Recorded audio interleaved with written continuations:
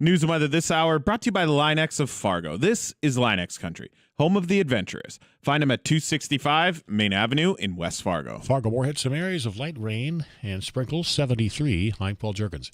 8 people were wounded, some critically, in a shooting in a Minneapolis park last night during unofficial 4th of July celebrations. That shooting took place at Boom Island Park. One woman says she and others were watching people light fireworks when she heard a series of gunshots. First responders converged in the park. Minneapolis Park Police say there was no formal 4th of July event or fireworks at the park, but people had gathered there to celebrate the holiday. No arrests have been made. Wilmer, Minnesota Police say an officer investigating reports of gunfire was fired upon last night. He found a bullet hole in the window of a home. As the officer was at the scene, several people walked up and shots were fired at the officer. The officer returned fire. No one was injured in the exchange of gunfire. A search of a home ended with the arrest of 2 Wilmer men. 73, this is KFGO News.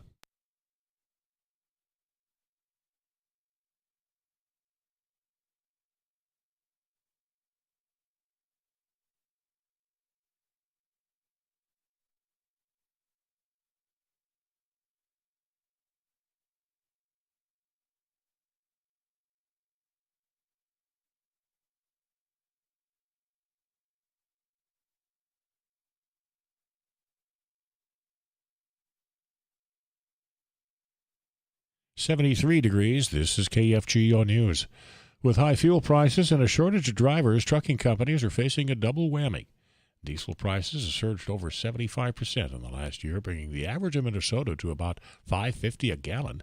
John Hausladen, president of the Minnesota Trucking Association, says no trucking company is escaping the high cost of diesel. Regardless of the size of the fleet, these are just costs they can't absorb, and they have to pass them through to their customers, which ultimately affect everything we buy. And if they can't pass it along, then companies may have to close the door. Minnesota is also short by more than 5,000 drivers, its largest truck driver shortage ever. Drivers in the seats are the most critical, but technicians to keep the vehicles running. And then, frankly, good back office talent. You need all of these to make your team go. So just like every industry, trucking has those pressures, and we continue to work to address them the best we can. Hausladen says the number of younger drivers has not been filling in at the rate it used to. He says the shortage could create a continued strain on various supplies. The owner of the Rugby, North Dakota wind farm has been fined $24,000 for failing to install a light mitigating technology system by a December 31st deadline, as spelled out in state law. Rugby Wind asked for a waiver in meeting the state deadline while it was looking at another system. Public Service Commission Chair Julie Fedorchak, though, says the FAA was found not to be close to approving that technology. Fedorchak says Rugby Wind started to pursue the alternative system, but asked for another delay. That was denied. The lighting system was installed and operational by the end of March. Fedorchak says the original fine was cut in half. It was originally $48,000. Austin, Minnesota-based Hormel is marking 85 years of Spam. Here are some fun facts about Spam. Over 8 billion cans of Spam products have been sold. It's sold in 44 different countries around the world. Every second, there are 12.8 cans of Spam products eaten, and over 100 million pounds of Spam was shipped abroad to feed troops during World War II. That's reporter Tasha Radel. KFGO Weather Center forecast. We're seeing a little light rain in and around the FM area now. We may see some sun yet, showers and relatively light shower activity to the south and southwest of Fargo-Moorhead. If the sun breaks out, we may see low to mid-80s. Wind from the north at 5 to 15. Tonight, overnight showers and thunderstorms possible, about 65 for the low. Tomorrow, a partly sunny day, a chance of showers, 80 to 85. Thursday, near 85, mostly sunny, possible showers, thunderstorms Thursday afternoon. Friday, mostly sunny, just a slight chance of rain, 80 to 85. Again, Fargo-Moorhead, we have a cloudy sky, some showers, and 72. Paul Jurgens, News Radio, KFGO.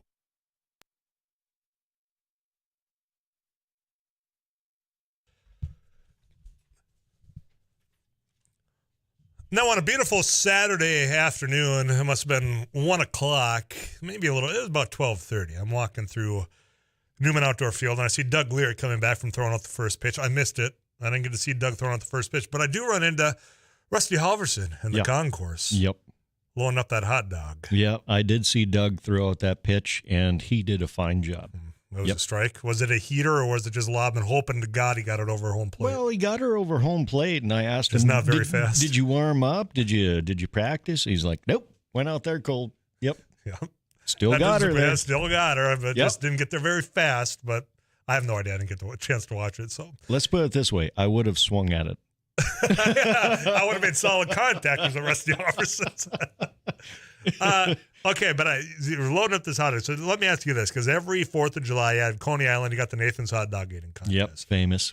It is famous. So if they wanted a famous contestant, they might approach you. Nah. But here's the thing. Did you know that there's a Nathan's Lemonade drinking contest that's in conjunction with this? I had not heard about that until earlier this morning. I believe Jack Michaels brought it up. Oh, he did. I missed that conversation as well. Yep. He brought it up, but I was not aware. No. Unaware. So the guy, Eric Badlands Booker. Ooh. Badlands is his nickname. They've got nicknames. Ooh. Yeah. He won. Drank a gallon of pink lemonade in under 30 seconds. I don't know how that's physically possible, but I also don't know how it's possible to consume 76 hot dogs in 10 minutes. Well, yeah. But if you're the celebrity pick for one of these, which one are you doing? If you get the chance to choose. I would choose to chug. Yeah, I'm doing lemonade all the way. It's not even a contest in my mind of which one you go with. Yep. So I challenged a friend of mine, and it was before a football game. He was a lineman. So center, he was my right guard. I said, I bet you can drink a gallon of water during this class period. Oh. He did. Whoa. It was impressive. But now, mind you, that's 60 minutes. We got 30 seconds? During the Coney Island, 30 seconds. Guzzled a gallon of pink lemonade in under 30 seconds. That's this Eric Badlands Booker. Huh. It's a feat of strength if I've ever heard. Badlands. Wow.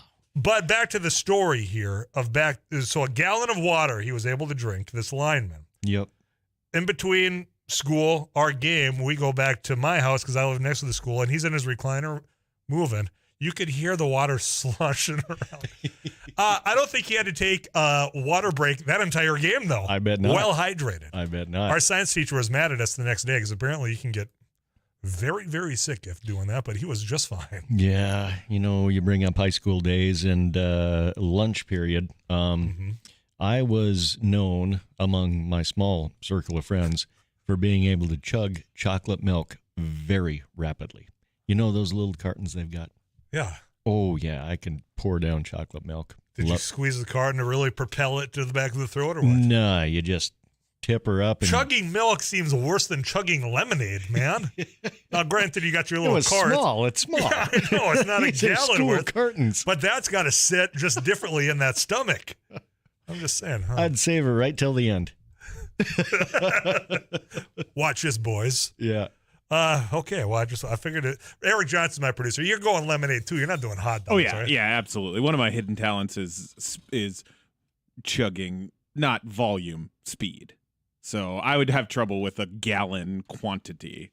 But the speed, I think I could get. What he's saying, let's decipher. Let's read between those. He can shotgun a beer really fast, is what I just heard in that. I'm better comment. out of a pint glass, but Okay. any sort of vessel. Okay. All right. Well, now you know a little bit more about That's him. a lot of lemonade. That's a gallon. I mean, why are they doing pink lemonade? Hold up a gallon of milk and think to yourself that quantity of liquid in your stomach. In 30 seconds. Watching him chug it again. If I don't like watching these contests at all. No. It was easier to watch the lemonade chugging than watching people dunk hot dogs in water before shoving it to the back of their throat. Ugh. Yeah, even me describing it to you makes you want to kind of gig. But don't you kind of hope he Stone Cold Steve Austin did a little bit? Just clanked them together and down the hatch. It was one big jar. It looked like a big mason jar of pink lemonade. A mason jar of lemonade. That's what it looked like. I got the Eric Badlands. I mean, I could show you the contest, but that doesn't make for good radio. Yeah. Wow. All right. Anyway, let's get to the task at hand here. We're talking to farm dogs. Yeah. Let's talk about dogs. Yeah. Not hot dogs, but farm dogs. No, not hot dogs. Farm dogs. Farmers being invited to submit their nominations for the 2023 Farm Bureau Farm Dog of the Year contest. It is co-sponsored by Purina. Now, the nomination deadline has been extended, Tyler, to July 15th. Terry Moore, American Farm Bureau Vice President of Communications, says the contest celebrates farm dogs and the many ways they support farmers and ranchers.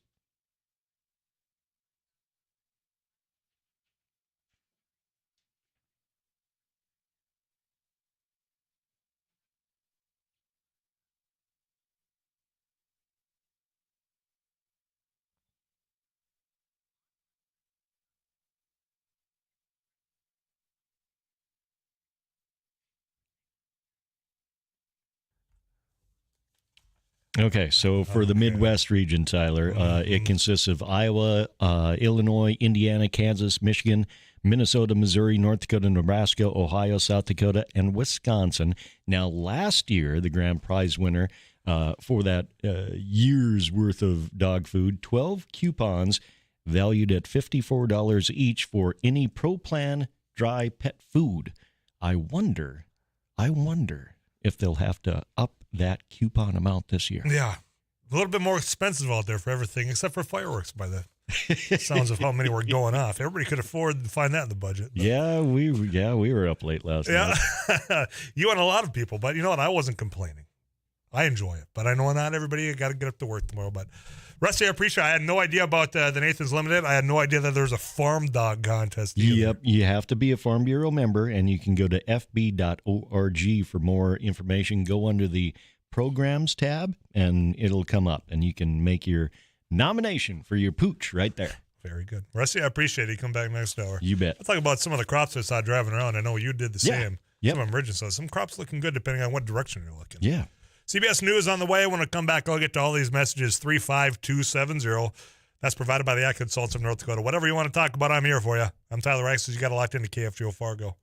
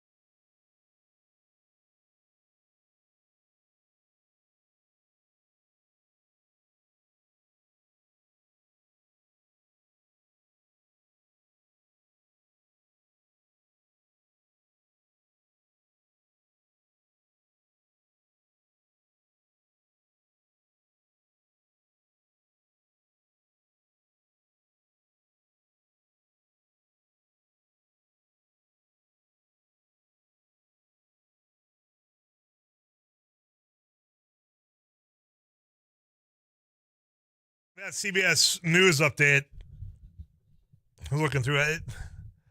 All right, so we had shootings. We heard one of them just updated from Paul Jurgens down at the bottom of the hour. But the fireworks that were being shot down in downtown Minneapolis, I mean, I just watched somebody drive by with Roman candles blasting out of his sunroof at people running in those streets, too. I mean, for all the celebrations, it does seem like there was a lot of chaos over this weekend as well, doesn't it? You know, the number of shootings that took place, and we'll deep dive into how the individual in Illinois, whether he got radicalized or if he just found comfort in what he already believed online or if that twisted his view of reality, it's something that keeps popping up. That's coming up in about 15 minutes time here. But you have all those, the actual shootings that took place. And you have, I think, politicians, Ted Cruz, I'll just throw it out, Ted Cruz taking advantage of saying, well, you know what's going on in downtown Minneapolis because of the whole defund the police movement, right? So they're going to see more of that. And he was more focused on the fireworks coming out of vehicles than the bullets coming out of guns at a parade or at a fireworks display, I think in Philadelphia or at another park as well. So you can see some of those battle lines being drawn when it comes to the pure politics of this. The other thing that happened the other day, actually it was just yesterday, and I haven't had a chance to really read the entirety of this. I did get basically the Spark Notes version from The Atlantic. Mitt Romney, U.S. Senator out of Utah, had an op-ed there talking about how America's in denial. You and I were all in denial about the things that we're facing together, albeit it seems like against each other. And what I was gathering from some of the snippets that I was able to get my hands on here, it's the both sides ism, right? You've got that we're in denial about the threats domestically, globally, climate-wise, all of it's there. And, seeing Mitt Romney throw this out there, he's been somewhat a voice of reason, but when you are in that position as well, the question becomes, well, what are you doing about it then? Everything he throws out climate change, well, there was just a U.S. Supreme Court decision on that, putting it back to the states as people up in arms on that, about the January 6th commission, which you and I have talked about, and quite frankly, what he throws out in that op-ed that I was getting snippets from here, claiming that there's a lot of people that are just turning the other way on this, including our delegation. I already made comment last week about what was reported in the paper about Kevin Kramer saying he doesn't have time to get caught up on the hearings. Well, he just had 2 weeks off because he hurt his pinky. He had plenty of time, and it's his job to be in the know on this. And we have Congressman Kelly Armstrong, who should have been on this committee, but for pure politics decided because his leader, pulled him off that he wasn't going to participate. Well, he's claiming that he hasn't seen anything new in there. So if you already had all this at hand, that's quite troubling, or that you're just not taking it serious either. Mitt Romney points at that, and people saying how democracy's at risk here, and people just seem to be turning the other way, even when you have people that are conservative judges saying that, there's a clear and present danger here. So you have that. We're in denial that is, in fact, on the cusp. Climate change already mentioned. The other aspects of all this going on, as well as just inflation, the economy, and that's what people are really focused on in the latest polling. That if we're going to be having the midterm election today or next Tuesday, whichever, if you're a Democrat in office or you're seeking, not going to be a good midterm as of now, because the priorities are inflation, gas prices, and the list goes on for the economy. So, yeah, those are some of the primary focuses for some people. We're just kind of in denial of how we can actually do anything about it. I'd encourage you. I'm going to try to get to the rest of this on the Atlantic. If you have thoughts on it, let me know. I got to get you this weather update. Tooth Tom Schmansky Way, Eric Johnson going to be getting you some of the latest weather. In fact, I know that in the southern part of our listening audience, there is some rain out there. So keep it locked in here, and we'll be keeping you in the know of any potential severe weather throughout the KFGO evening. Weather on the way. We'll wrap up the first hour of Afternoons Live on a Tuesday. When we come back after that, Dr. Ann Denton, we're going to be diving deep into the whole social media aspect of the shooting in Illinois and elsewhere. I'm Tyler Axis. Afternoons Live rolling on this Tuesday afternoon. Don't go anywhere.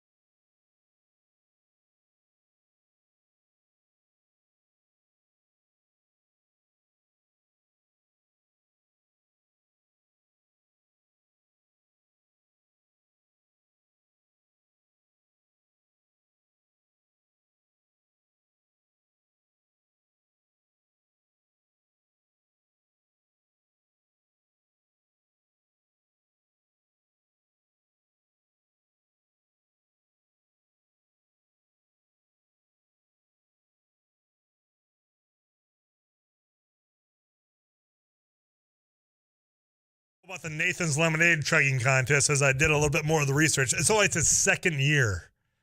The guy that won it, though, apparently he's been making a name for himself. So you think about chugging lemonade, the gallon that he had done he set a Guinness World Record, which you know how I feel about Guinness World Records, last year for drinking 2 liters of pop in 19 seconds. More impressive, the lemonade, a gallon of lemonade in 30 seconds, or the 2 liters of pop in 19? I'm doing the 2 liters of pop in 19 is more impressive. You think about the carbonation that comes with that. Yeah, it depends if he was able to flatten No. that No, because that 2 would liters not is count. about a half a gallon. So the This- volume, he got essentially half gallon down in 15 seconds when he did the full gallon. Yeah. But we're going to assume that not able to flatten the pop. Then the pop's Then, more yeah, impressive. then I Absolutely. feel like your stomach's going to explode. One other thing. I don't know why I'm so caught up on this Coney Island thing, as I can't watch this stuff. It fascinates me, though, how this blew up over the last 15 years. Perhaps because the same person has been winning it nearly every year for the last 15, and that's Joey Chestnut. We talked about the Timberwolves in the playoffs having protests, people gluing hands to courts, people trying to, handcuff themselves to the backboard, people trying to storm the court. all because of animal rights. There was an attempt, a protester tried to get up, well, in fact, got on stage. Joey Chestnut, which I'm not sure if this was after or during, because I see there's still plenty of hot dogs on his plate. This is He's during. choking out to this protester that's wearing a Darth Vader mask for whatever reason. Apparently they're not happy with, because it's exposed Smithfield's Death Star. So did he have a whole hot dog in his mouth? Yeah, I don't know when it was. Somebody just texted that in a few seconds ago. Yeah, thank you for it. I did just see that. But I know a lot of the sports books that took betting on it washed away the over-under because this happened during the because competition. I noticed how many hot dogs he ate this year was far below what he had the year before, in which I think he set the world record or his personal record, which would be the world, yes. Both. Okay. So think about that. He had time to probably dunk his hot dog in water, shove that whole thing in his mouth, see this protester, strong-arm him, and continue to go on and win the Nathan's hot dog eating contest. By a feat a of strength lot, even more impressive than the lemonade thing. And I don't think anyone is close to his numbers. I don't think there's somebody that's pushing him to. I think he's beating everyone by double-digit hot dogs. God, the training that has to go into this to loosen that stomach. Just why? Whoever thought about food eating contests and saying, you know what, I bet you I can eat 10 more pancakes than you. And then actually putting money literally where your mouth is and going and doing it. What is the award? Is it $10,000 for it? 10,000. You're going to have 76 hot dogs in your stomach for 10 minutes just to get $10,000? I imagine he gets all the sponsorships. Yeah. Nathan's Hot Dogs, loving him. Which is a premier hot dog if you have not tried the Nathan's. You're missing out. All right, I'm going to step out of the way. Thanks for all the messages coming in. Joy Chestnut was also on crutches. The man is a true champ. I don't know that being on crutches is going to impact your ability to eat a hot dog. This isn't like Michael Jordan having the flu during a playoff game. Perhaps, maybe there's an equivalent there. I'm going to step out of the way. CBS National News, I've got a little bit of on this date. The greatest sitcom ever premiered on this date. That should pretty much answer that for you. And if you come back at 35270 with anything other than the best sitcom of all time, you're wrong. I'll explain all that. Then we're diving deep into the whole social media aspect of this shooting that happened in Illinois. Dr. Ann Denton, NDSU next.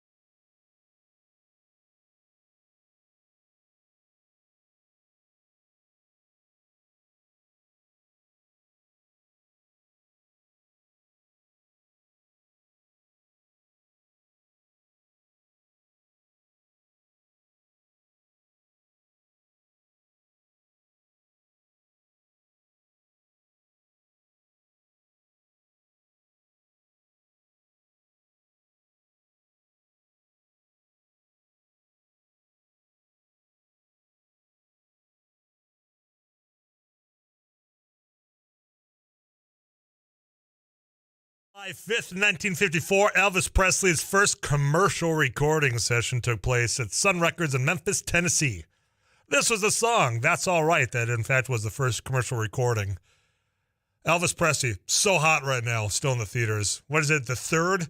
Is Top Gun still number one? I'm going to guess Top Gun, Lightyear, Buzz Lightyear, then Elvis. I know that new Despicable Me movie Minions made a ton of money over the weekend. I've seen none of the above. What I have seen a lot of, the best sitcom ever, Seinfeld, premiered on this date in 1989. Tell me there's a better one. Tell me there's a better comedy that's ever been on television. I'll tell you how you're wrong. Because how many other shows do you use somehow in your everyday life? Seinfeld, premiered NBC 1989.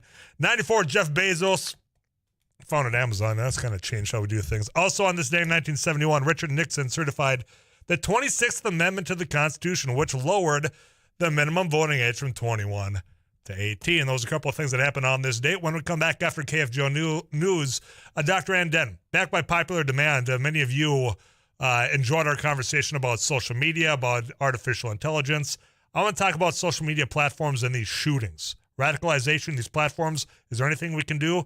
We'll ask her when we come back here on KFGO.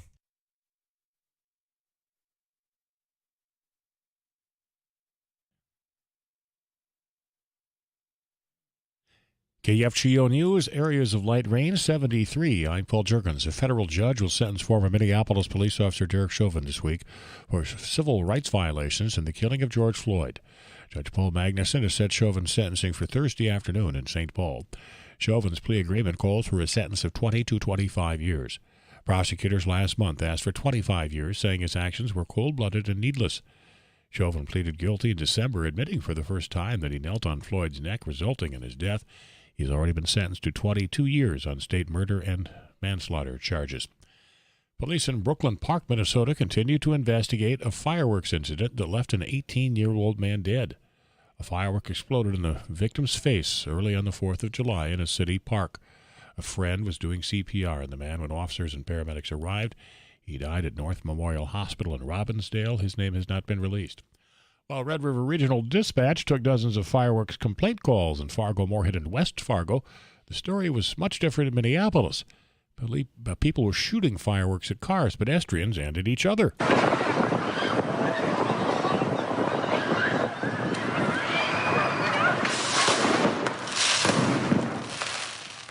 There were no reports of any injuries.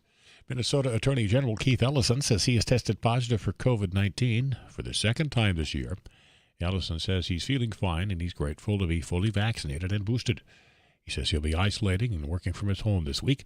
Ellison's mother died from complications of COVID-19 in April 2020. Fargo-Moorhead, some shower activity this afternoon. We're still looking for a high of perhaps 82-85. A light northerly wind tonight. Chance of showers, thunderstorms overnight, and 65. Tomorrow, 82-85 once again. Partly sunny with a chance of showers. Thursday, mostly sunny. Possible showers, thunderstorms Thursday afternoon. Right around 85 for the high. 82-85 Friday, mostly sunny. Another chance of showers. Also a slight chance of rain in the form of showers, thunderstorms Saturday, 85. Also, again, near 85, the high on Sunday. Mostly sunny, possible showers, and a slight chance of a thunderstorm. Fargo-Moorhead, cloudy, and areas of light rain at 73. Paul Jurgens, News Radio, KFGO.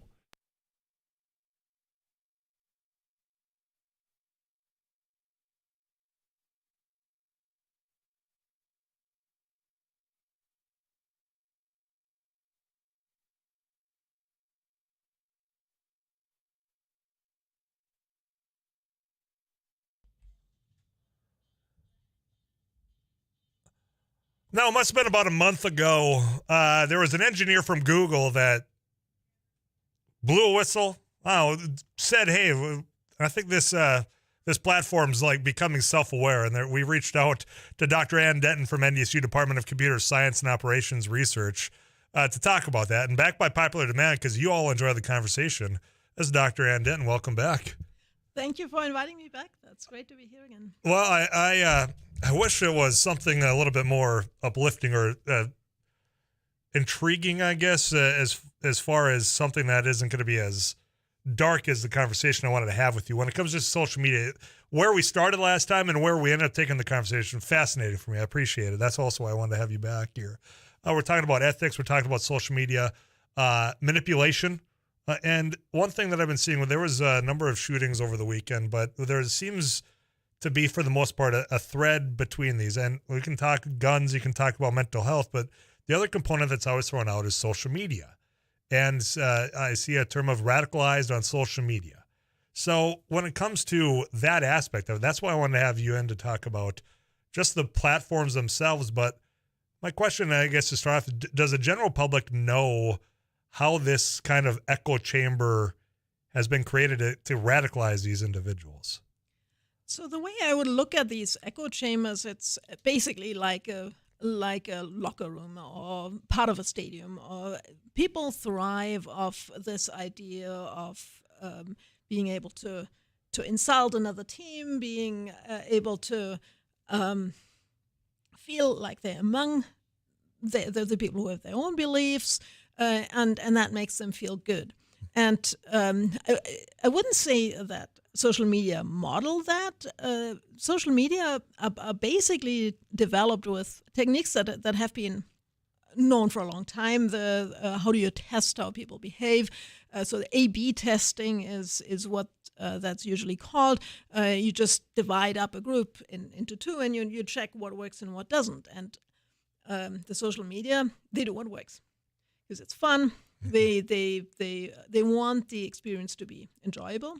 They want people to come back. That's their goal, and it seems the end result is that this kind of locker room atmosphere is what brings people back. And I mean, it may not be surprising because I mean, people go to all games, but it's just not in the same controlled environment. I mean, we've known forever what happens when you have sports events. And I mean, I grew up in Europe. The British hooligans were a big problem at the time. We know that violence can happen in that kind of environment, but we just haven't developed the same kind of protections in the social media. Yeah, and that's where I want this conversation to go in part as well, is anytime we talk about Facebook, Twitter, people go there. They're not thinking about some of those darker platforms where people might just not generally go. But anytime I talk about those two and how we can monitor and maybe approach people that are saying, I mean, I can't go into a crowded theater right now and yell fire. You know, that's been decided in the courts. But there are some of these platforms that allow you to say some of those things and have that expand, and now other people are shouting fire, and then you get that crowd mentality. Is there anything that has been done or can be done to maybe, how do I say, entice, kind of push these platforms to maybe self-police a little bit more? Has there been big pushback on that from these tech giants? Well, that's of course sort of where we. What was the last question last time I was here? Should or could you do something to police? I mean, right now it's basically self-policing, and I mean, I think when it comes to shootings, when it comes to explicit aggression, there is a limit. I mean, again, the platforms don't do it deliberately for a particular effect. They do it because it brings people back, and I mean, engagement is what they need and what they want. When we talk about that locker room mentality, which I think is a great analogy here of kind of this, where, you know, in fact, there was times where in politics we said, well, that was just locker room talk. So we've heard that before, not on social media and other aspects here. But when it happens in this new environment that's social media, you're visiting with somebody that might be in a different country, might be in a different state. You've never really physically met this person. Is there a detachment from reality for some of these people that, hey, I'm in this locker room, we're all buddy, pal, we agree with things, we try to outdo one another.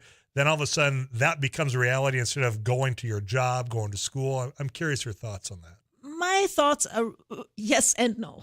Okay. I think that in the best of times, that can actually be a great opportunity. I've had a student who told me that he virtually races Japanese cars in Tokyo because he likes cars, and he has driven, so he picks cars that he has driven here on normal streets, and then he goes into this virtual environment where he can race them in a half a world away.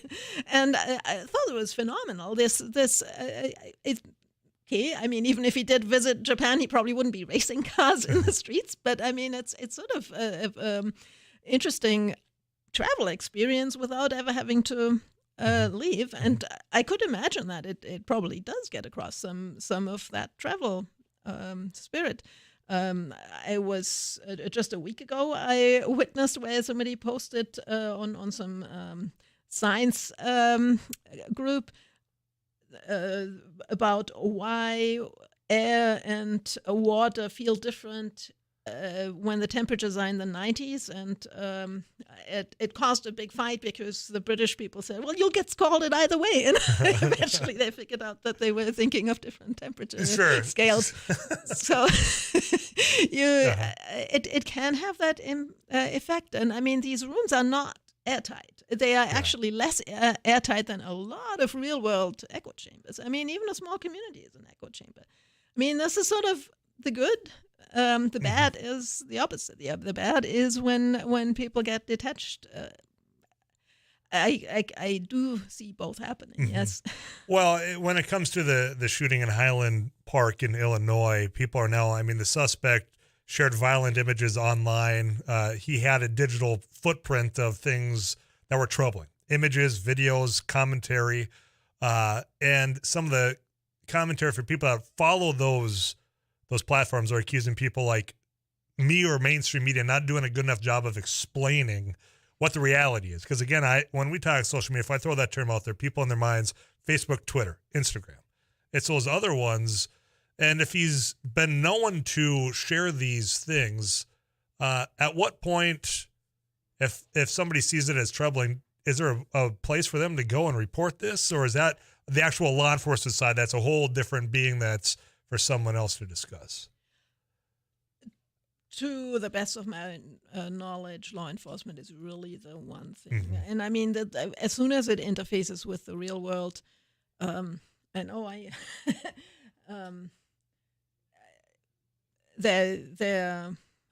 and law enforcement does respond. I mean, I'm not actually sure where I really want to go. There was a from a grad student, I believe. Exactly, and law enforcement did respond in that case. It's I just when we have these moments keep coming back, people talk about they shouldn't have the ability to do these legal purchasing of these guns. It's mental health we got to address. It seems the latter of the social media and the mental health. I don't know if the platforms we're talking about aid or a negative of how somebody's trying to really view the world here. I'm trying to figure out how I can ask this in a question, because we said that there's good in this, and you gave an example, but there's also the bad here. Is there a way through your teachings to weed out some of the bad, and if so, what could it be? I mean, these platforms need to take better policing of their platforms that they own, or what's the appropriate course to prevent this if there's possible way? I mean, I think that having this discussion, whether there should be some kind of oversight, I mean, I think for a platform to completely self-police, I don't see that would have much of an impact. I mean, because ultimately any platform can form and can attract whoever they want. If there were community standards, I mean, surely you could take a platform offline. I mean, if you did have a body that would create a medium for self-policing, it doesn't really seem that. Maybe this now will trigger that. Most of the discussions I've heard are more about should the government do this, and that's always a little bit tricky because eventually the people who are closest do know the technology better. Sure.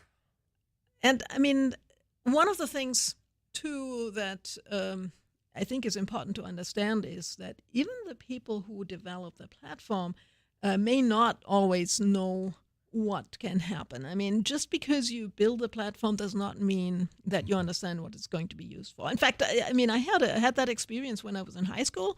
A teacher explained how to build a Pac-Man game. Gave sort of the algorithm for that, and I went home and I programmed it. Pascal was the language back then, and so I built this maze, and I got just through with very carefully. I found one route. Then a friend visited and tricked the monsters and got through my game better than I did. Really? So, and this was a long time ago. Well, and I got to take a quick break here if you just have a little bit more time for me, because I've got to imagine that Mark Zuckerberg, when he created Facebook, when I had to have my ndsu.edu account, never imagined it doing and being as vital to just basic news consumption as it's become. So, do you have just a few more minutes for me? Because I want to just dive a little bit more into the echo chambers of the small town and social media. What's the difference between the two? Dr. Ann Denton is my guest, NDSU computer science. When we come back, I'm going to ask that question, and we'll wrap up this conversation next.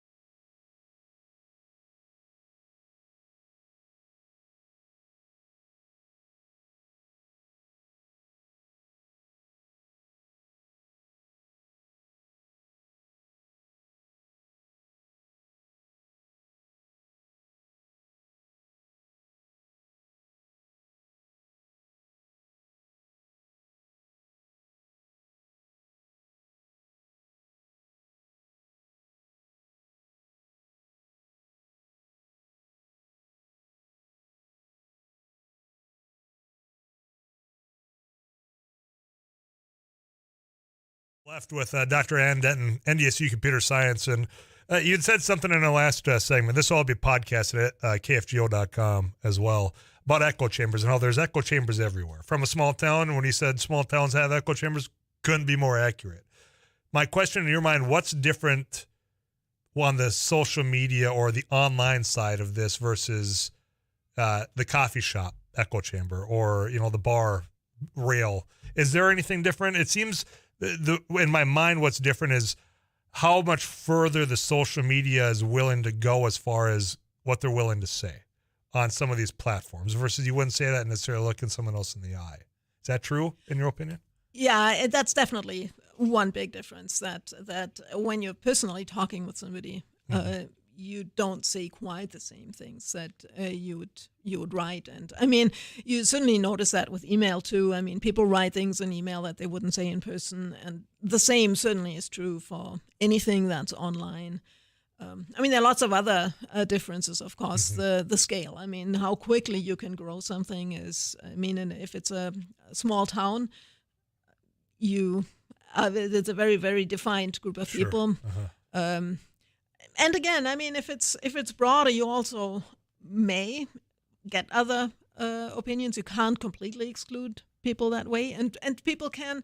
I mean, that's again one positive thing, that somebody can speak up on social media against a group mentality the way you wouldn't in a small town. I mean, you're not going to go into a small town and say, you're all you're all wrong. Now listen to me, and here's Exactly. why you're wrong. Yeah, it's not that easy.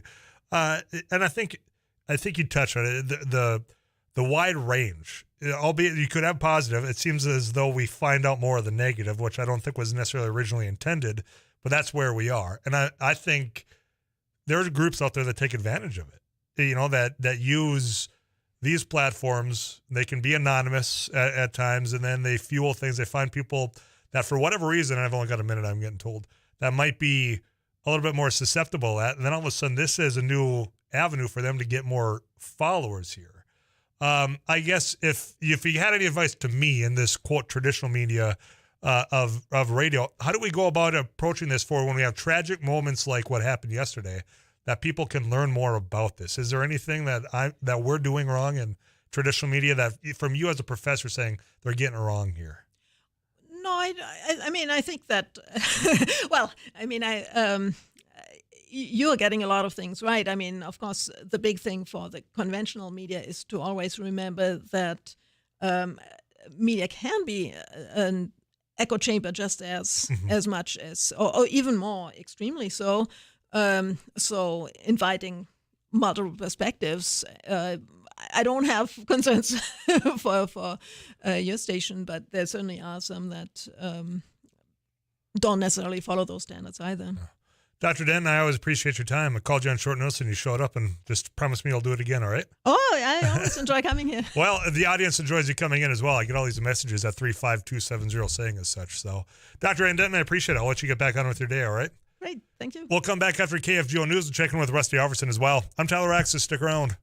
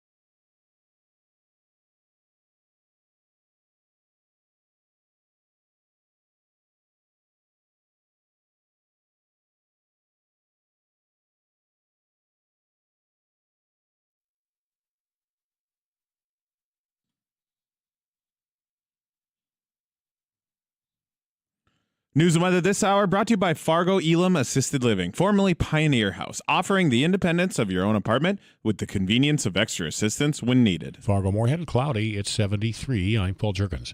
Several people were critically wounded last night in a shooting at Boom Island Park, north of downtown Minneapolis. Minneapolis Park Police say there were 8 victims. Gunfire broke out as crowds gathered to celebrate the 4th of July.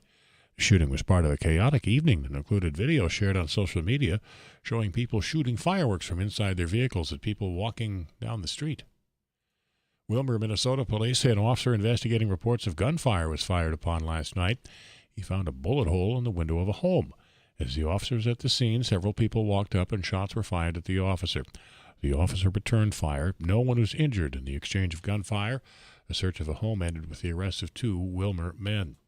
North Dakota is now applying for federal funding from the Federal Infrastructure Investment and Jobs Act to strengthen the state's electric grid. John Weida is the director of the state's transmission authority. And one prime example is, you know how the distribution was affected in the April storm. These funds can be used to harden that portion of the grid so that we can have more reliable supply to the end customer. Weida says compared with the rest of the country, North Dakota is in fairly good shape, but it can be improved. He says last year the state exported 46% of the electricity produced. The state's industrial commission has approved that application.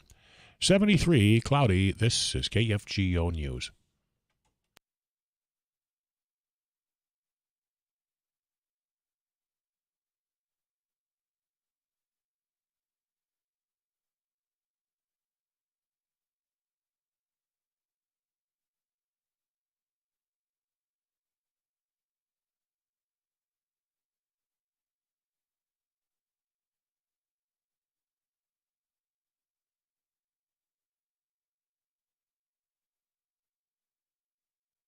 '73, this is KFGO News. A survey by the state of Minnesota and Federal Reserve Bank in Minneapolis finds that professional firms such as accountants, lawyers, technical services experts, and other business service companies are most worried about inflation. That's followed by labor availability. The State Department of Employment and Economic Development says 85% of businesses surveyed expect inflation to be at least as bad in the coming year, if not worse. 61% expect unchanged levels of employment. Reporter Mark Fry says a federal judge has scheduled sentencing for Thursday afternoon for former Minneapolis police officer Derek Chauvin after his guilty plea to violating George Floyd's civil rights. Prosecutors are seeking a 25-year prison sentence for Chauvin, who pleaded guilty last December to the federal charges of violating George Floyd's civil rights as part of a plea agreement. That plea agreement calls for a sentence between 20 and 25 years.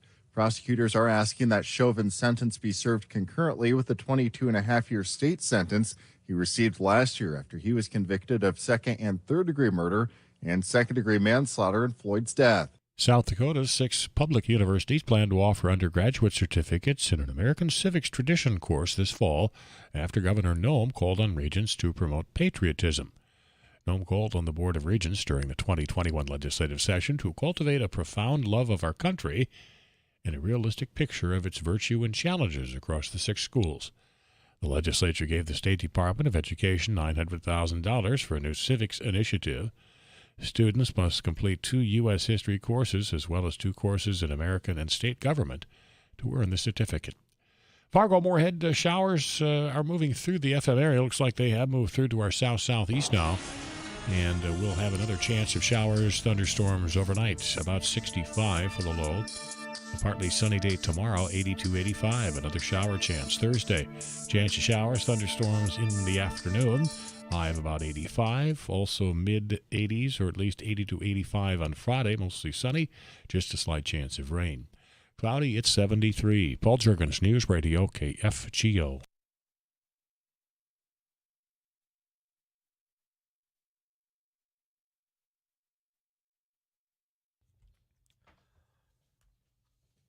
Now, Rusty Alverson's back in the KFGO studio, and aside from both going to the Redhawks game on Saturday, you and I said that we both ended up doing some country cruising as well, and I can tell you some of the roads, granted that gravel below the tires, if I look to the north, corn was looking pretty good. Yep. If I looked to the south side of the road, looked okay, but not as good as the north. So, I mean, it's variable out there. Yeah, it is variable. And this year, Tyler, I think most folks would agree it depends on planting date. Last year, we were talking about dryness throughout the growing season.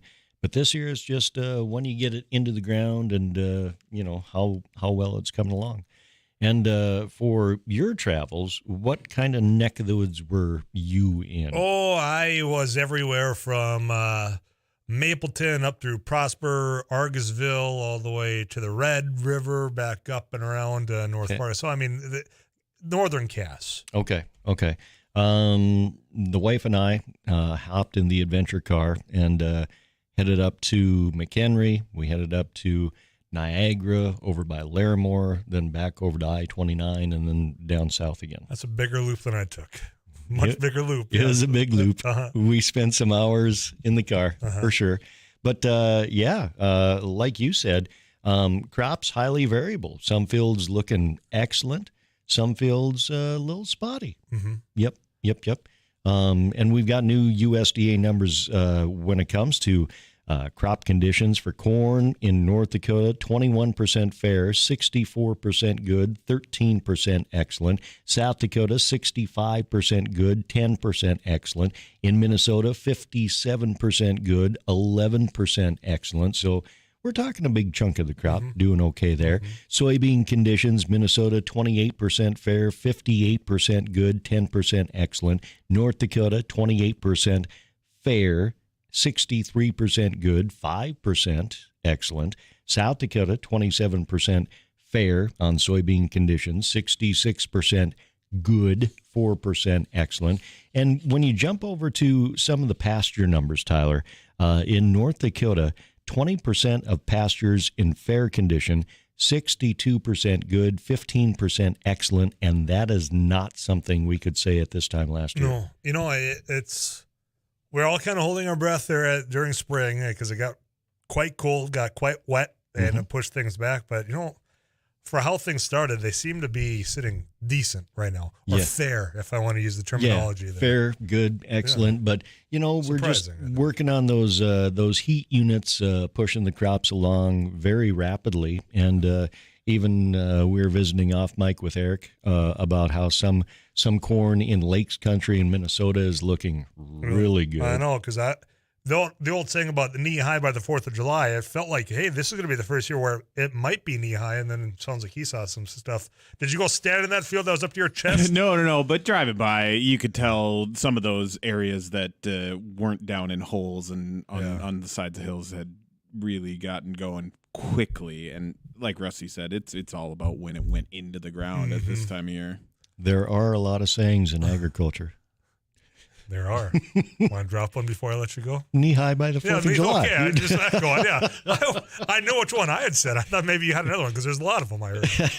All right, Rusty, I appreciate it, man. Yeah, you bet. Visit with you tomorrow. Okay, sounds Then you're good. gone Thursday or Friday. I'm going to find a replacement for Audibles, man. I tell you what. Yeah, Thursday, if the schedule holds up, might be throwing out first pitch for the Red Hawks. And then after the commentary provided of Doug Lears, you better be practicing. I've got to step up my game. Get some heat behind that thing. Yeah. I'm going to have to loosen up. There could be some calisthenics involved. Get that shoulder loose, my friend. Yep. And then Friday you're out. But you know what? It's summer. You better be out and enjoying some of it as best you can. Yeah, camping at an undisclosed location. And if you're a regular listener, you know that Rusty Halverson's type of camping is an inflatable bed with a tent that fits like 30 people. Yes. I think I'm going to start calling it Taj Mahal. That would be an accurate description. All right, Rusty, appreciate it. I'll see you tomorrow. Thank you, Tyler. If you can't wait till tomorrow, KFGO.com. Just click on that agriculture tab. You can find his work, Sarah Heinrich as well. Multi-award winning journalist of agriculture. CBS National News on the way when we come back. The suspect shared violent images online, planned it for a long time, and the warning signs were there. Is there anything that you would be willing to do to monitor whether your family or friends' social media postings? That's a question I've got for it, because if we're going to be self-monitoring this and you see some of these disturbing things that these suspects have been doing, that old red flag, are you willing to go there? We'll talk about that when we come back here on Afternoons Live. You got it locked into KFGO Fargo.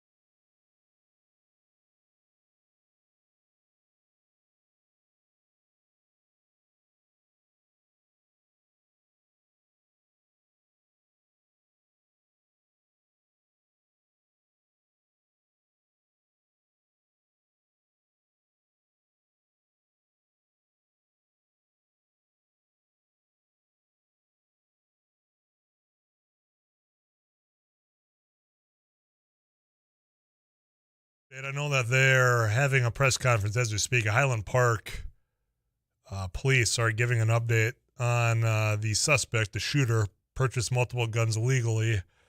We had Dr.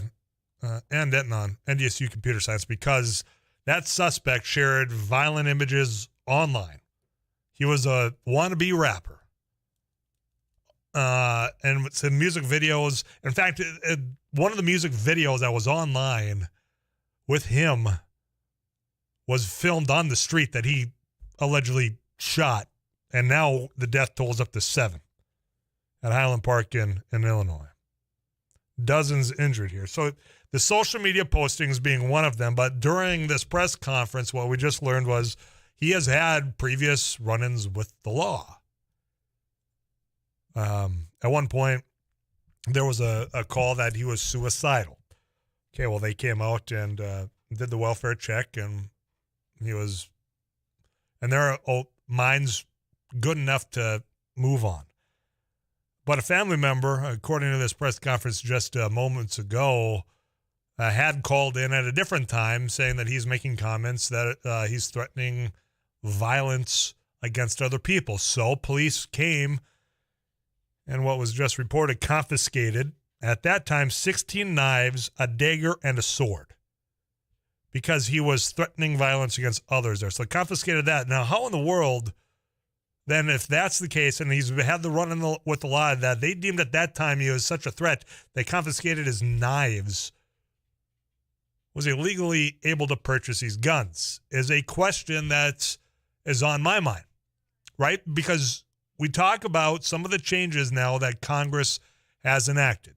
Red flag laws now, that carrot is on that stick. And whether it's a big enough carrot for states to go ahead and enact these on their own, we will find out. Now, I'll have to look because this is so new of whether or not Illinois has a red flag law that was established that would have caught some of this or some of the changes of when that report came in versus I'll do my research on there.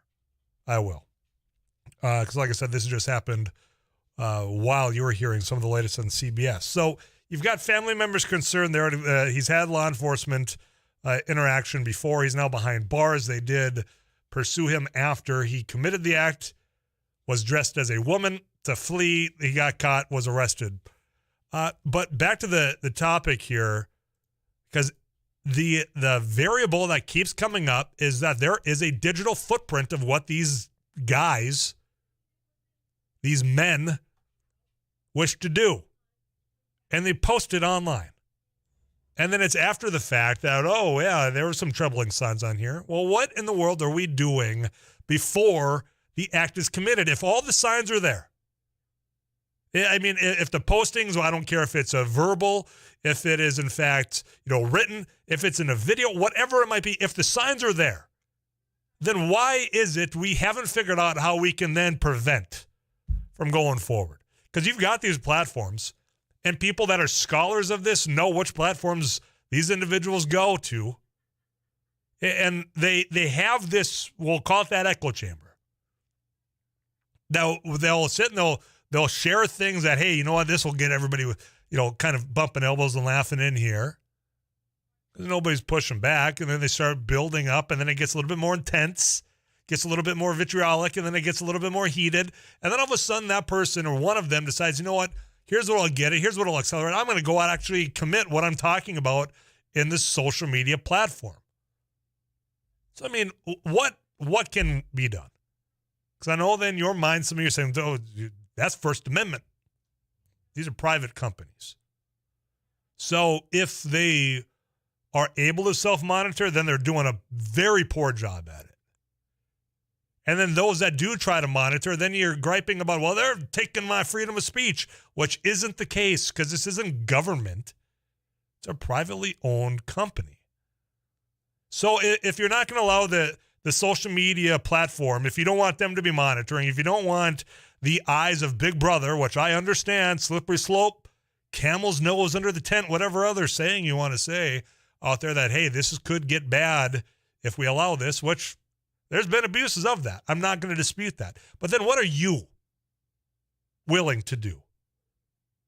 I mean, if you see some of this, are you willing to to do anything. Say, hey, look, you know what Johnny over here is posting, it's getting deeper into darkness. It is becoming more real world threatening. In fact, it feels like he's detached from the real world.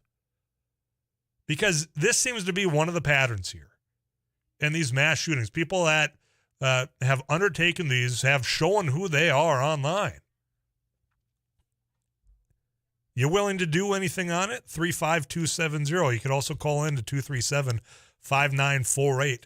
And the sad thing of this is I'm sure a lot of you listening right now have seen how social media has changed the behavior and the interactions in the real world from someone you love.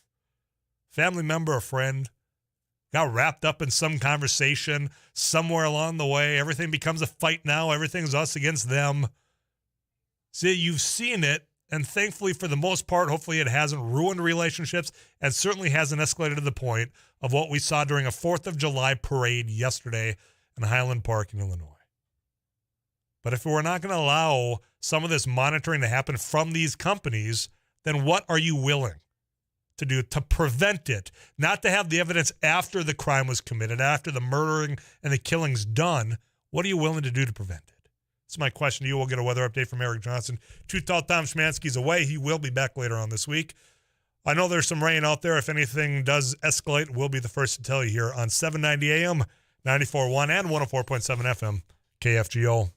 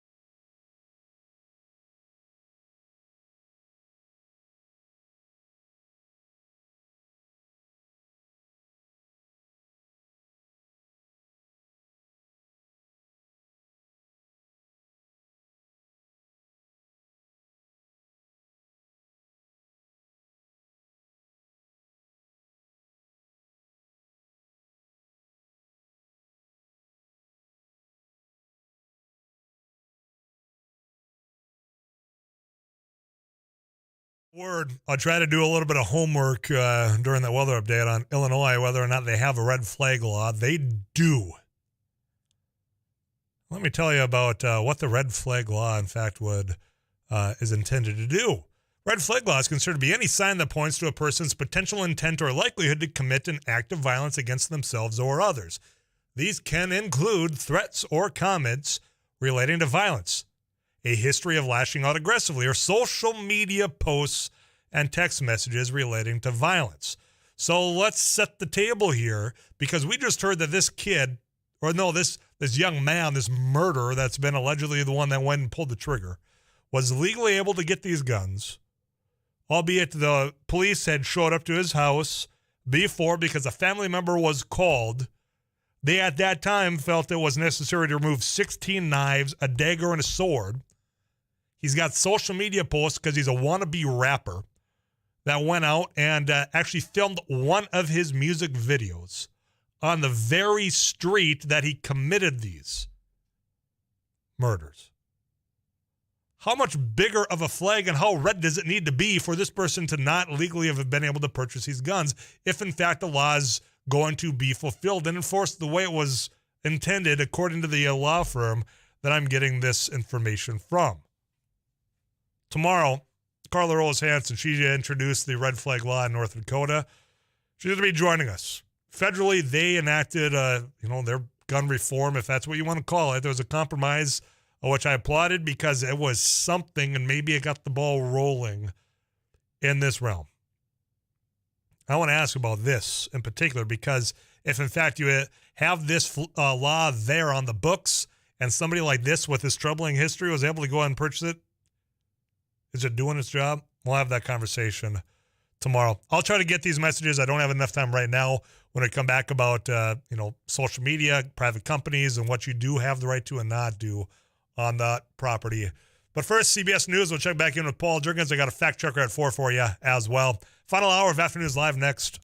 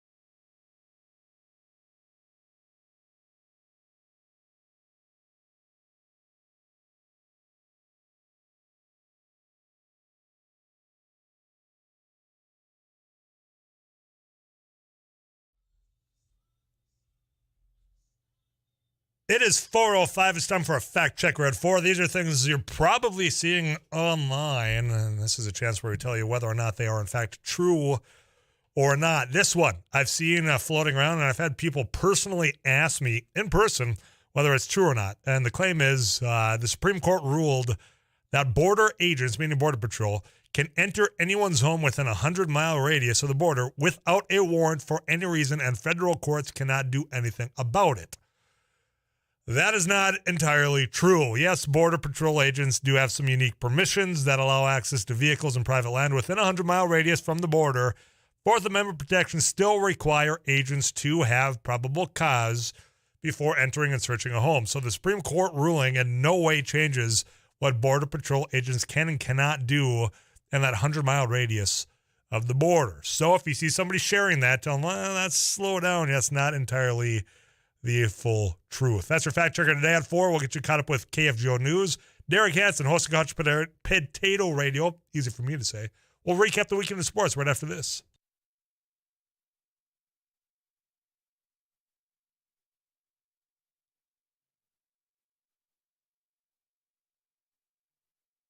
KFGO News, a cloudy sky, Fargo-Moorhead 73. I'm Paul Jerkins.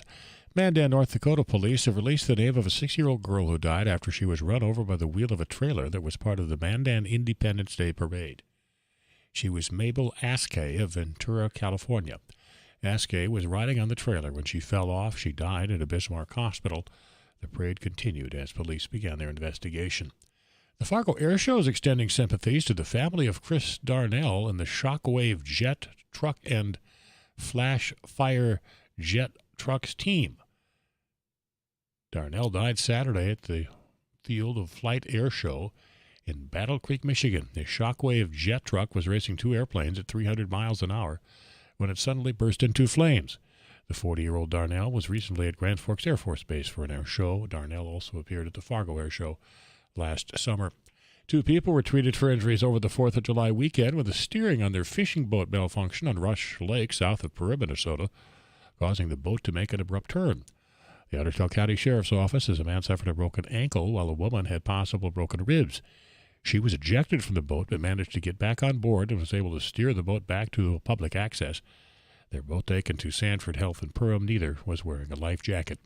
2 men are under arrest for a shooting in Wilmer, Minnesota. A police officer was shot at last night. An officer was examining the scene when he was confronted by several people on foot, and shots were fired at the officer. The officer returned fire, and the shooters ran from the scene. No one was hurt. The investigation led to a house where a search warrant was obtained and served by Wilmer Police and the Candy Meeker SWAT teams. Arrested were 25-year-old Christian Iravallo and 28-year-old Sebastian Iravallo, both of Wilmer, on charges of first-degree assault. The case remains under investigation. That's reporter J.P. Cola.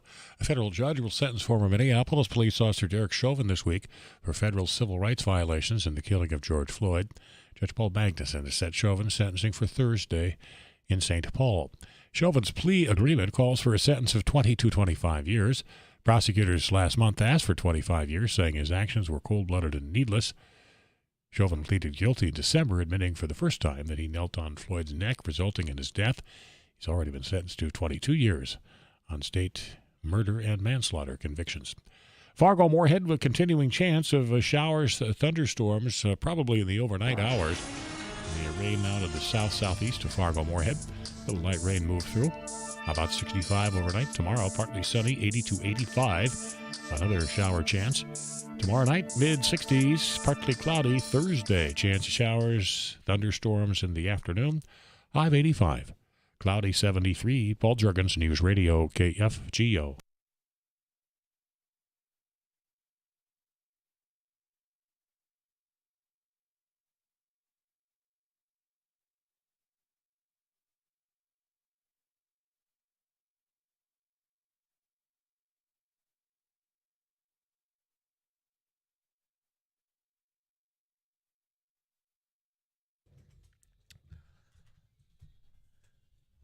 He is bronzed up, and he's still wearing his American flag T-shirt. Yes. His name, Derek Hansen, host of Couch Potato Radio.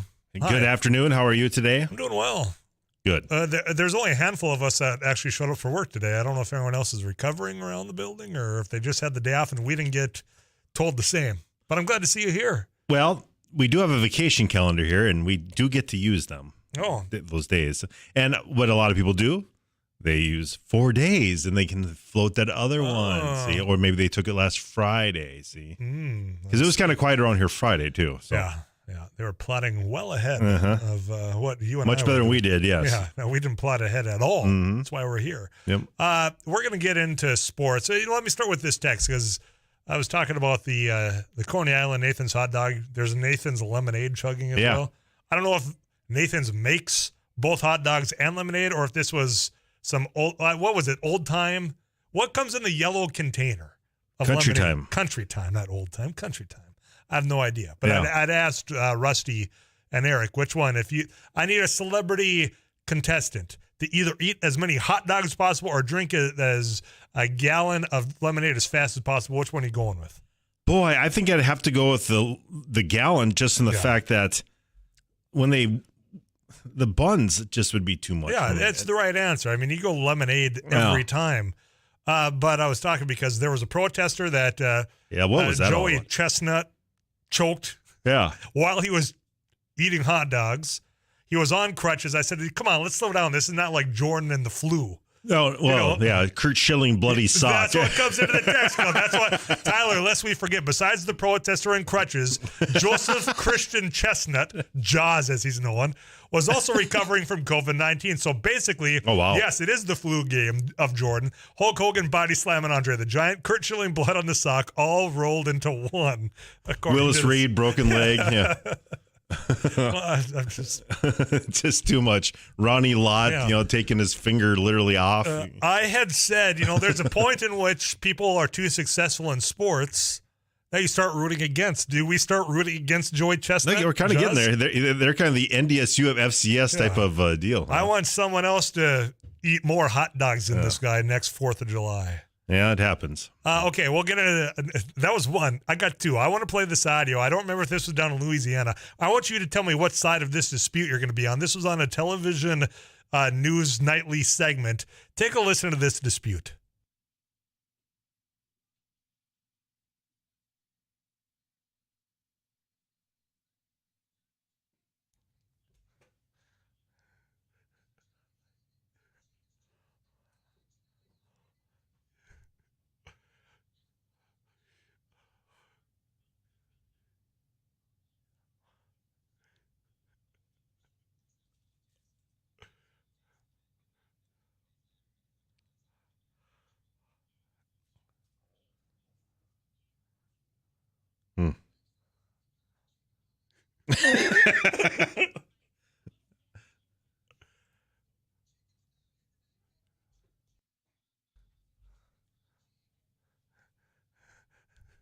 I want to know.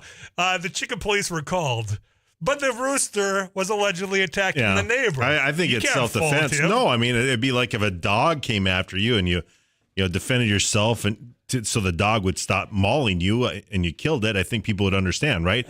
Well, I don't know if the chicken would have killed this guy, but I mean, you got to defend yourself. I mean, agreed. That's self-defense, brother. Absolutely. That's 101 self-defense. Yeah, I don't know.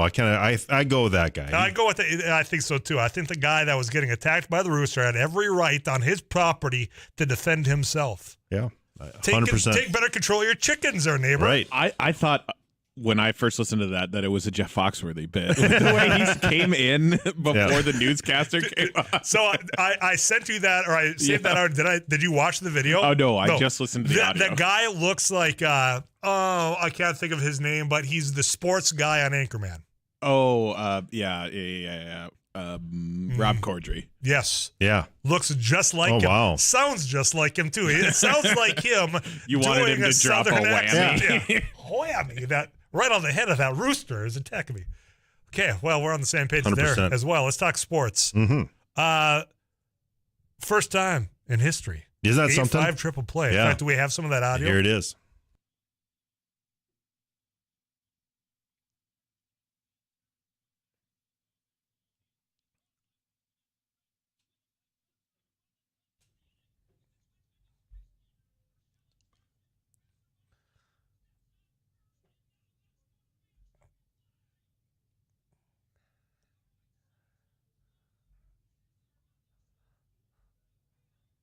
incredible. Yeah, it was. And I guess it does make sense to the fact that, center fielder to a third baseman wasn't a normal throw anyway to get one out many times, unless you got a center fielder that can throw it to third on a dime. That's Apparently about the only time. do. Yeah, and so, but Urshela is coming up the line, obviously, when he caught it, and he was able to tag the guys and he was touching every player and every base he could to try to get the triple play. And what a key point in the game, because if that thing goes over Buxton's head, I don't know if the Twins win that game. It's probably that much of a difference in the ball game.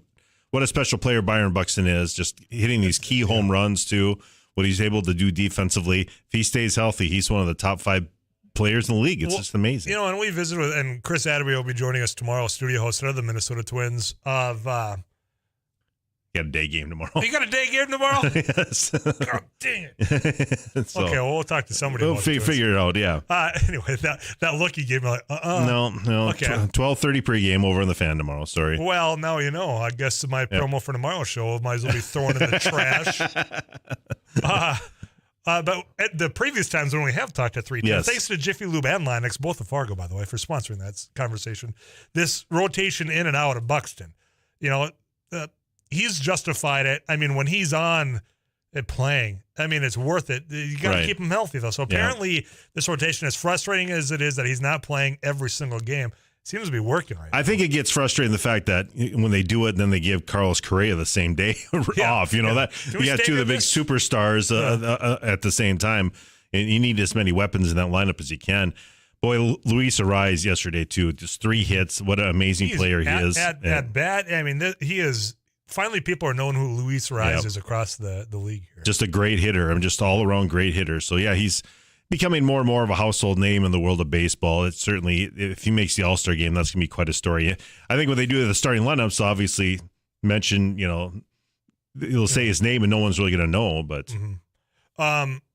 as far as this offense, I mean, when they're hot, man, and they're taking the distance, those long balls there, but the walk-offs, the back-to-back, and I mean, you can't rest on this team. No, it's amazing. They're fun to watch, and they give you that each and every night, and that's kind of like 2019 a little bit, only in a different way, where they're hitting the home runs, and there's not a guy who couldn't hit a home run, and you're thinking, boy, I can't turn away.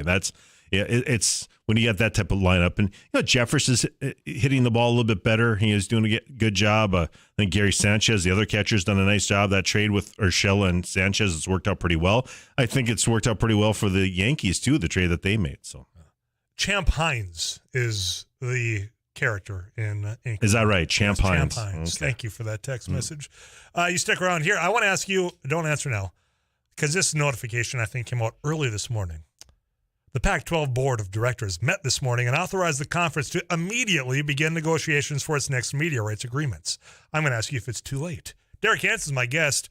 He's host of Couch Potato Radio. That's coming up a little bit later on. We'll ask him what, in fact, is in store for us. But more Afternoons Live right after this.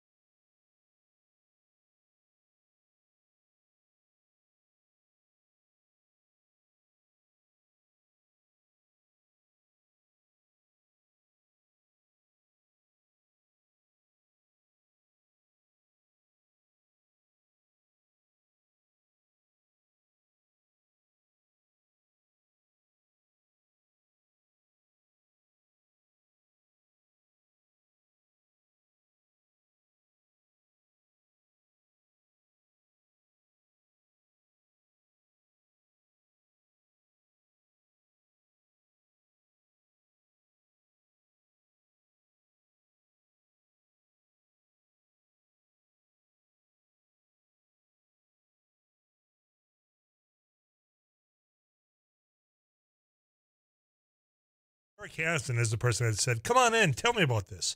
He said it was about money. Mm-hmm. It's about media rights. Well, the Pac-12 earlier today, board of directors met in the morning and authorized the conference to immediately begin negotiations for its next media rights agreement. Is it too late? I don't know if it's too late because I don't think the ink is dry on anything with USC and UCLA, but I do think it's a situation where they have to do this because they can't lose two of their biggest institutions that they have. And you could argue the next to Oregon, right? I mean, it's just with the money that Oregon brings in. So, and I think they want to do this before any more defectors come along, like Oregon and Washington have been rumored. You got to think that the Phoenix TV market's got to be interesting for both Arizona and Arizona State, along with Tucson. So they don't want to lose that. It's a growing market. And so that's what they got to be careful of, because let's say Oregon and Washington decide to go with, and then maybe Arizona and Arizona State say, hey, let's go own the Big 12. I mean, it's those rumors have been going too, that that the Big 12 would try to pick up the pieces. Then there's no more Pac-12. They got to fix this, and they got to fix this fast. They've had poor leadership. They've had a president, Tom Hansen, who had no vision. And then now Larry O'Brien's taken over, and he's probably done just as bad of a job.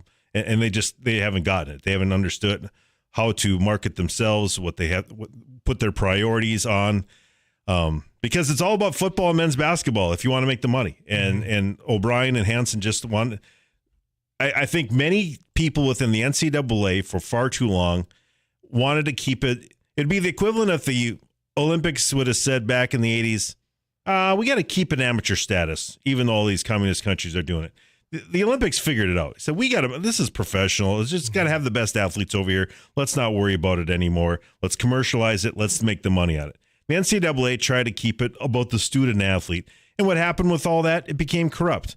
So they weren't ready for the name, image, and likeness thing. They aren't ready for all this transition with the billions of dollars that are generated, whether it be TV rights or ticket sales or whatever it might be.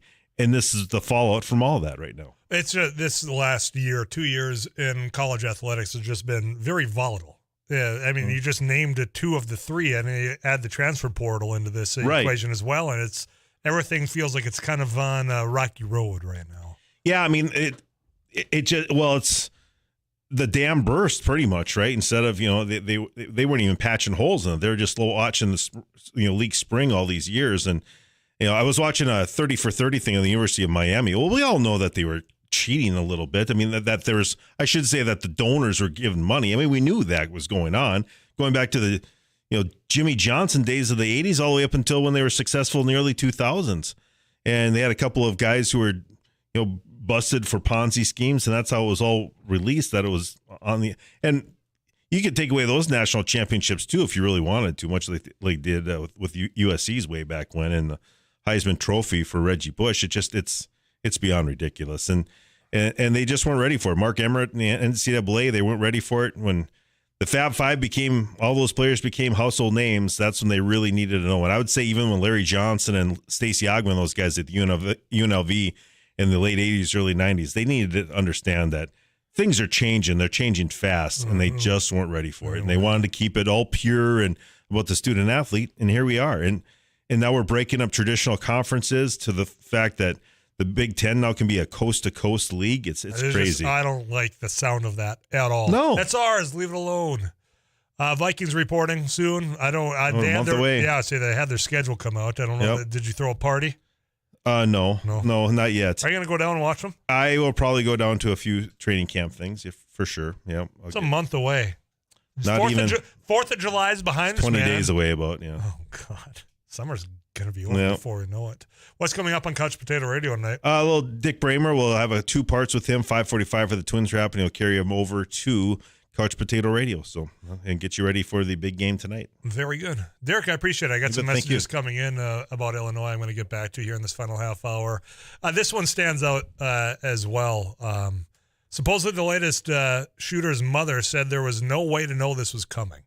I have a very tough time believing that when the police were called to the house where they confiscated 16 knives, a dagger, and a sword because he was threatening to kill everybody in his immediate family. So we'll talk a little bit more about, this. There was a red flag law in Illinois. The red flags, multiple red flags were there. They were standing straight out in the breeze. I mean, the wind was blowing. How in the world it failed to prevent this guy from purchasing those guns to go to a 4th of July parade and kill 7 people, injuring dozens more, is baffling to me. Somewhere along the line, if in fact the law was written the way that it does read from the law firms I'm getting the information from, somebody failed here.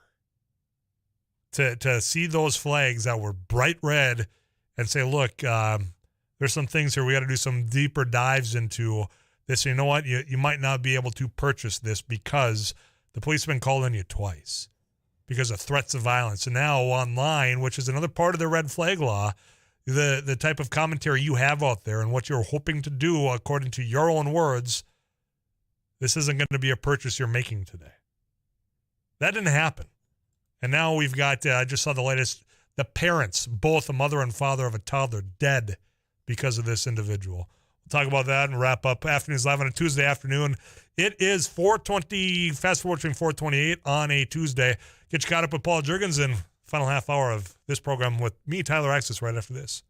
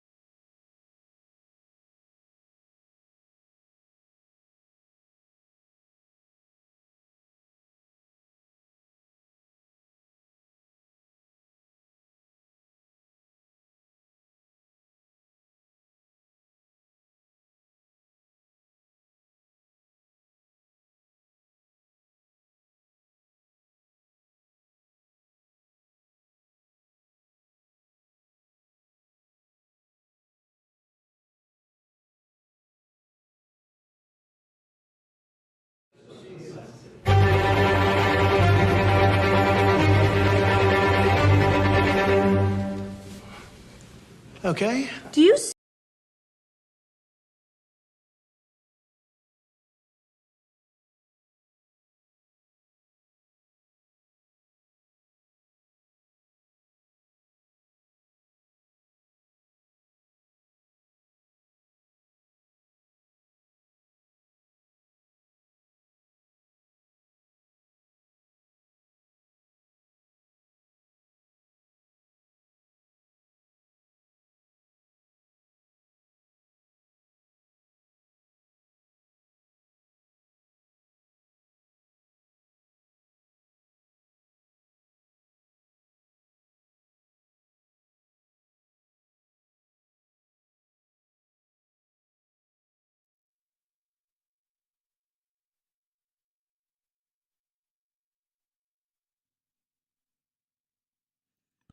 News and weather this hour brought to you by Rick Electric. Proud to serve the Fargo-Moorhead area since 1964.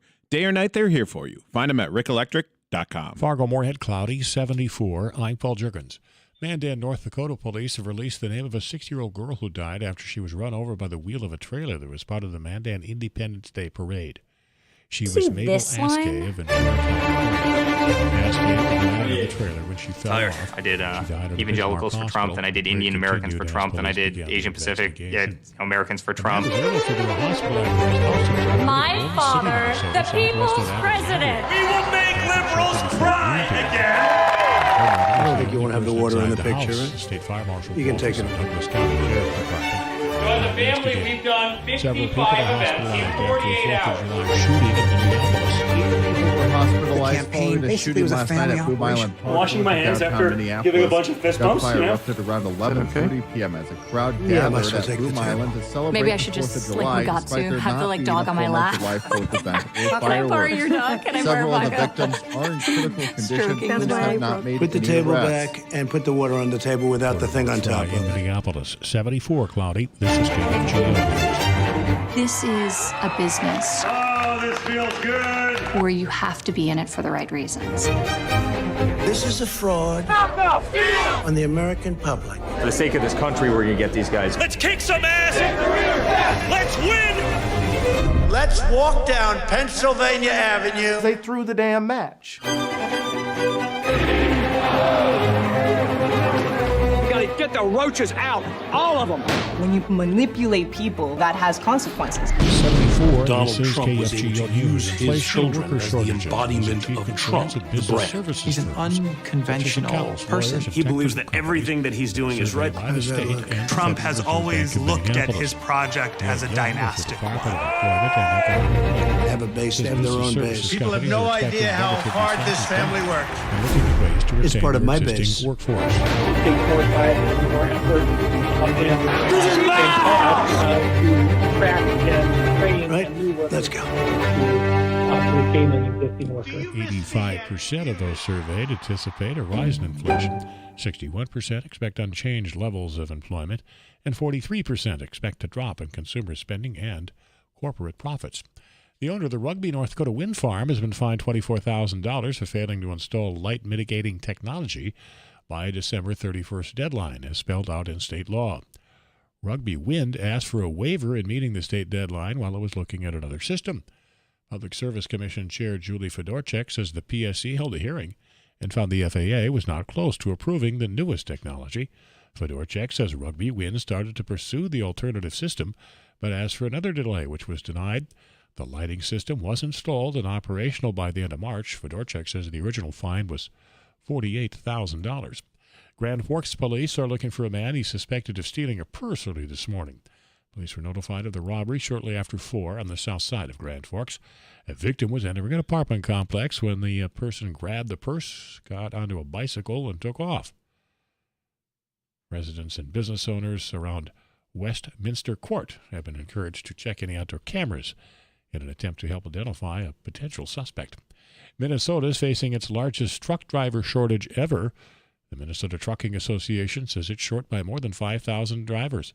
Association President John Hauslauden. Drivers in the seats are the most critical, but technicians to keep the vehicles running. And then, frankly, good back office talent, you need all of these to make your team go. So just like every industry, trucking has those pressures, and, we continue to work to address them the best we can.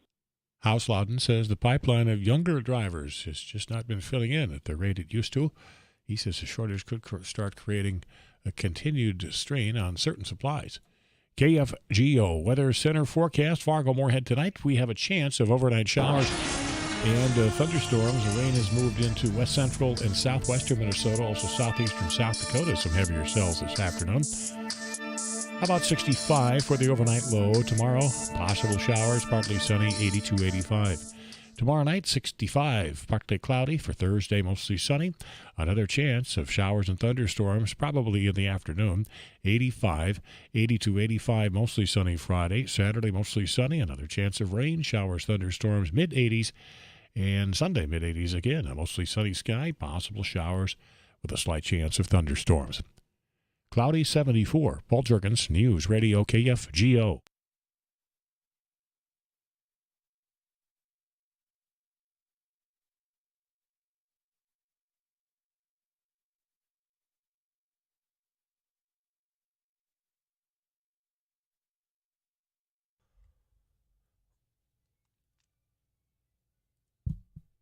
I know it's quite a bit further south, but I see some of the wind gusts down in Sioux Falls.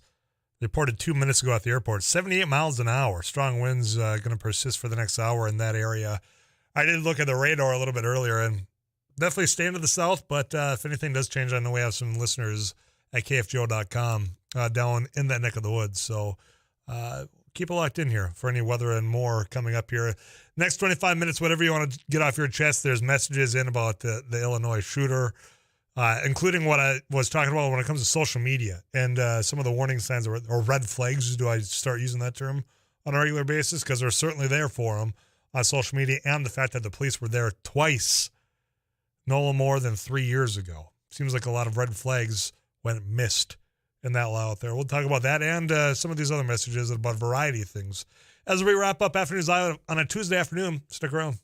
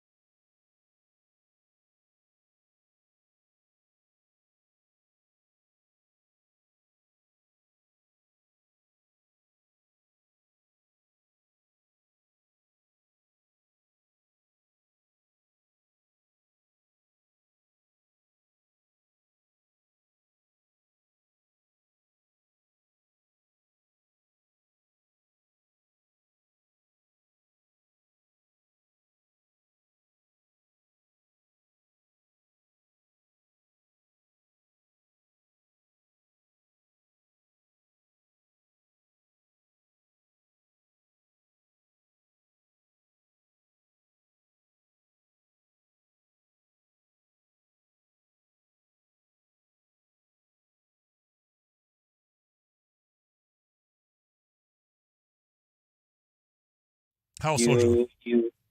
Well, just, like Schumer, you're going to pay for this about the abortion thing. And Republicans turning around and saying that, what was that type of Republican? Where he was in carrying an AR-15s. Republicans in name only rhinos. Oh yeah, that. I know where you're talking. In Iowa or Missouri. That's where that. Yeah, Missouri. And I mean, the bottom line in Boy Scouts, as an Eagle Scout, I learned the fact that with greater advancement in society, you have a greater responsibility than the person that you're passing in society. In other words, the president has a greater responsibility in his behaviors and what he says. I'm not just speaking of Trump. I'm talking plural now. Okay, but with all these responsibilities come greater.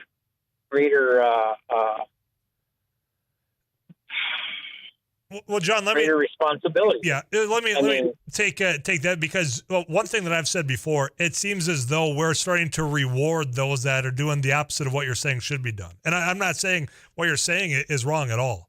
It used to be things disqualified people from holding office because of something they said, an action they did, and instead, and I think mostly, or not mostly, but a large part of that's due because of social media.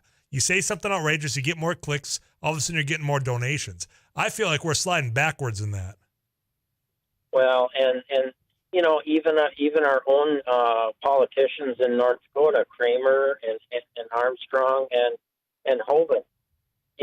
I mean, myself personally on the whole gun thing.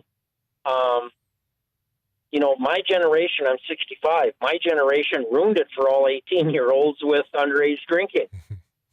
I mean, with being 18 and being able to drink. We could not. It was not a fitting ability in society, because we didn't show the responsibility to turn around and do it in a righteous way. And maybe it's the same way with the guns. If someone under 21 wants to buy a gun, the parents sign off on it. But if that kid commits a crime, the parents are just as guilty as the kids. John, that's. Yep. John, I appreciate the phone call. I've got to get to another one before I get this weather. And what you had said about 21, we throw that out there, and people got upset about that, saying, look, why should an 18-year-old be able to, the couple of days after his birthday, go out, buy, whatever type of gun, and it is limited, handguns, for example, and then go out and in that impressionable area, in which I think, again, I keep coming back to, I don't think social media is the cause of all our problems, but it certainly seems like it's accelerated them for a variety of reasons.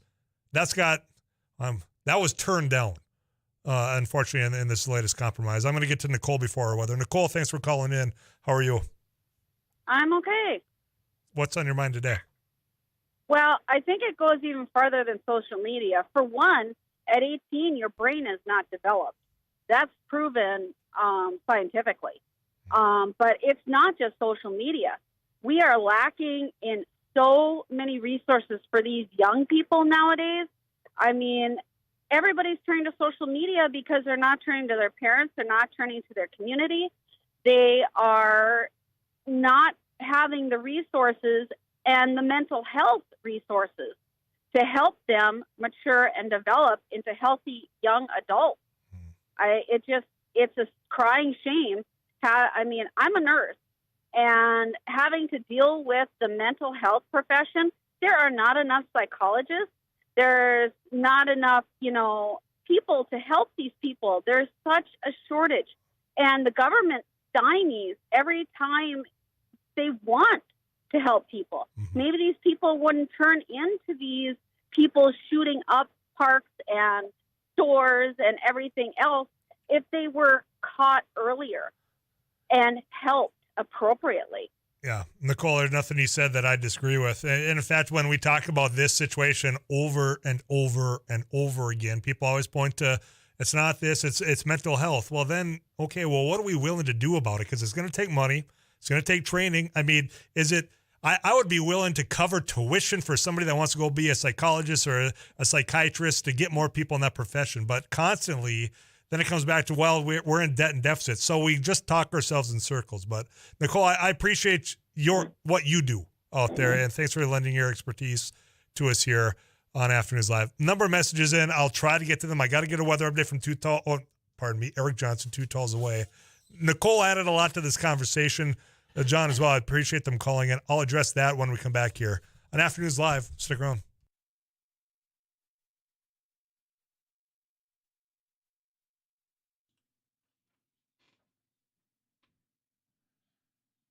Forecast from the KFGO Weather Center. Tonight, partly cloudy with a chance of some showers and thunderstorms after midnight. Lows in the mid-60s.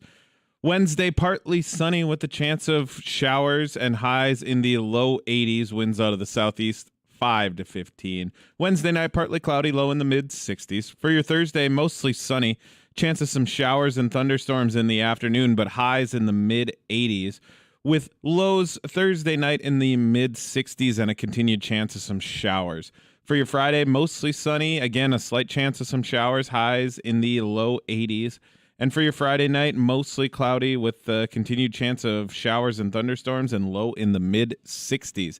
It's currently 74 degrees at the KFGO studios. Final segment of Afternoons Live with Tyler Axtis coming up right after this.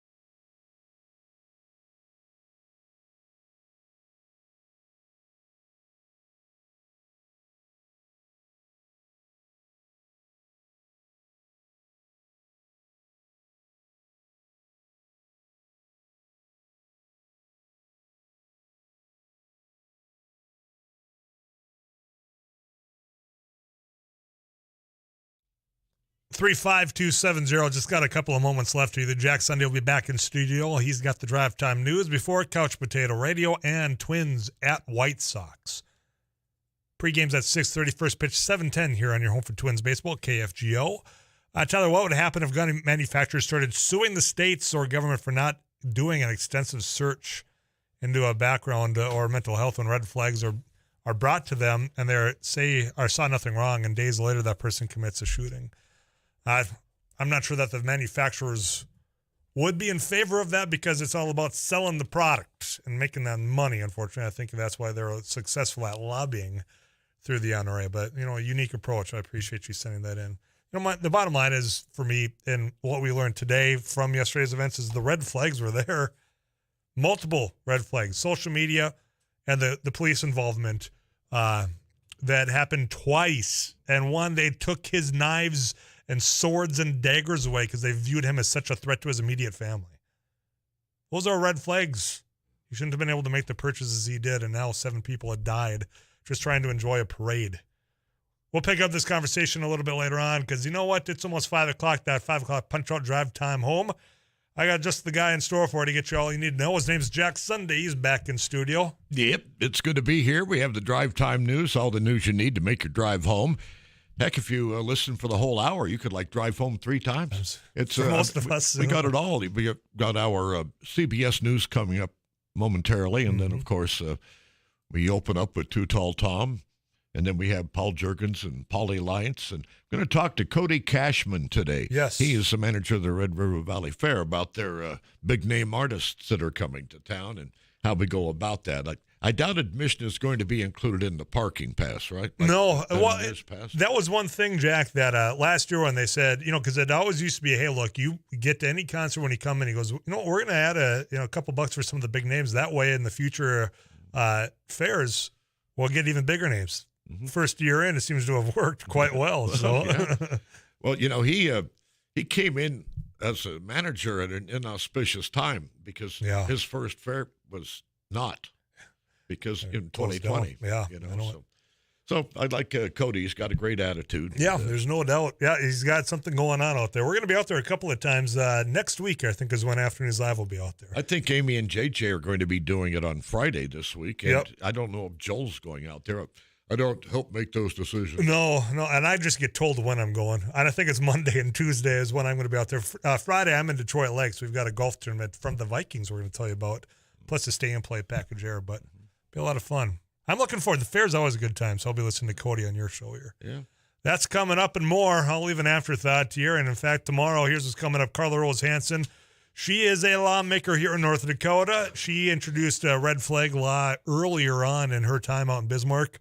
Well, we'll see, because there was a red flag law in Illinois, and it did not work. We'll see what can be done to prevent that thing in North Dakota. But that's all tomorrow and so much more. We'll do a Twins update because Lion X of Fargo-Moorhead and, of course, Jiffy Lube of Fargo tells us to be talking Twins, and we'll find a way to do that. But that's it for me today. I'm Tyler Axis, your host here on Afternoons Live. I will be back tomorrow for more of the show.